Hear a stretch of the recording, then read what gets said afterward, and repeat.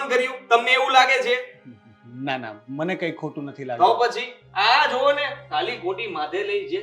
એક કામ કરો ને, તમે લોકો અમારા ઘરે જમવા આવો ને બધા, એ બાને બધાને મળાઈ પણ જશે. ના ના, એ રહેવા દો. હા, જો અમે ત્યાં આવીએ ને જમવા માટે, તો મને ખબર પડે ત્યાં સુધી તમારે થોડા ઘણા પૈસા એમના હાથમાં આપવા પડે. અને તમારી એવી કોઈ પરિસ્થિતિ છે નહીં કે તમે આના હાથમાં કઈ આપી શકો. તો જમવા માટે થઈને ત્યાં ધક્કો ખાવો એ વ્યાજબી ન કહેવાય. સમજ્યા તમે? આદિકુમાર, આજ સુધી મેં ક્યારેય બેનને ખાલી હાથે ઘરેથી પાછી નથી કાઢી. હા, માનું છું 500,000 રૂપિયા આપીને વળાવી દ્યો છો, પણ અત્યારે 500,000 રૂપિયાનું આવે શું? મને એ કહો ને. કઈ થાય છે?